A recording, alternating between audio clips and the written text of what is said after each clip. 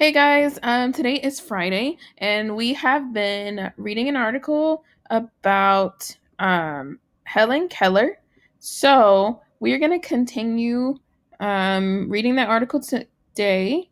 But first, we have another discussion in Schoology, and the question is, why do you think it is important to learn about Helen Keller, and what lessons can you learn from her life? So if you remember, yesterday we learned about Helen Keller and how she developed her blindness, her deafness, and being mute. And then we also learned that she had a teacher, Anne Sullivan, that came in and worked with her to help her learn how to associate objects with the patterns of how words are spelled and how they connect or are related. So, in the discussion in Schoology, tell me and Mrs. Garza why do you think it is important to learn about Helen Keller and what lessons can we learn from her life? So take a moment now and go ahead and answer that question and then come back and we will discuss.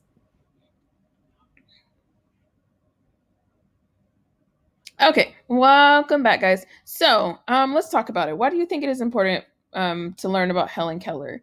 I think that one reason it's important to learn about her is so that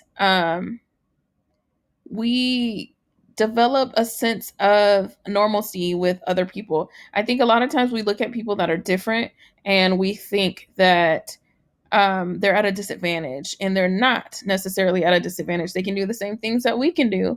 And I think the lessons that we can learn from her life are that anyone is capable of anything. It just takes the effort that you put in. So let's continue reading. Women leaders, Helen Keller, of formal education. In 1890, Keller began speech classes in Boston. She became determined to attend college. In 1896, she attended the Cambridge School for Young Ladies, a preparatory school for women.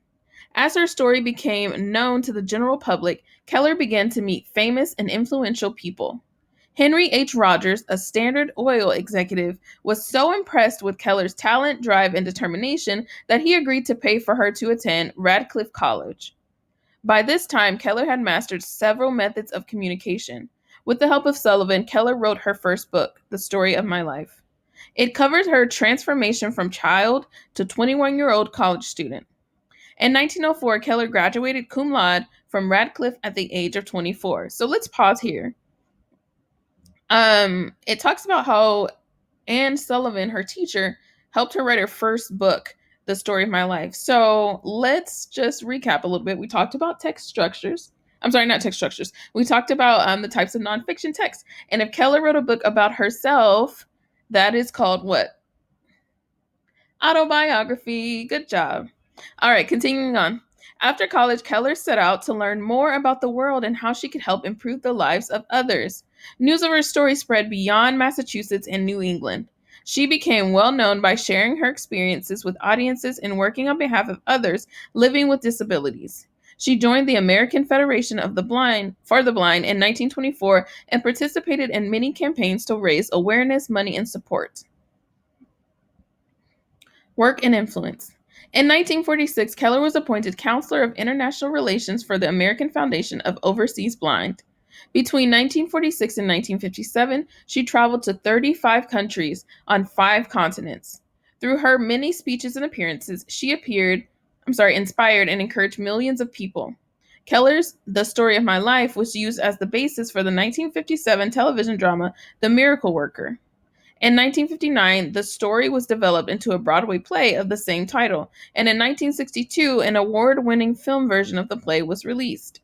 So we can start to see now how influential she is. She is a part of so many different organizations, and she's going to these countries and speaking to people and inspiring them because of what she can do. She defeated the odds. She could not see, she could not hear, and she went out and she wrote a book, first of all, and then she went out and she started talking to other people and encouraging people that it's okay to be different. It's okay to have disabilities, and it's not impossible for you to live the life that you wanted to live and achieve your dreams.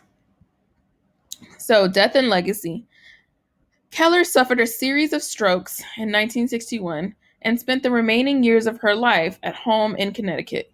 She died on June 1st, 1967, just a few weeks before her 88th birthday. During her remarkable life, Keller stood as a powerful example of how determination, hard work, and imagination can allow an individual to triumph over adversity. By overcoming difficult conditions, she grew into a respected and world renowned activist who labored for the betterment of others. So she was a legacy. It says it here how her determination, her hard work, and her imagination allowed her to triumph over adversity. Sorry, guys. Someone is at my door. One moment. Sorry, guys. So it talks about how she triumphed over adversity, and adversity is when the odds are against you. So she kind of defeated the odds by overcoming something that she didn't think she could. If you guys remember at the beginning, she gave her teacher such a hard time, and she was very defiant in learning the lessons. But her teacher was persistent and kept teaching her, and so she was able to learn. And because of that, she was able to do the things that she thought she couldn't do in life and inspire other people. So, your activity today is to complete the Helen Keller Newsella quiz in Schoology. So, the article that we've read over the past 2 days was a Newsella article. So, that's why it says Helen Keller Newsella quiz or article. So you're going to go into Schoology and you're going to take the quiz over this article. If you need to go back and read it first, you definitely can. It's the slides from yesterday and today. So Thursday and Friday slides, read the story, and then go in, take the quiz. And that's all you have to do today. And you guys can have a great weekend. Let me know if you have any questions.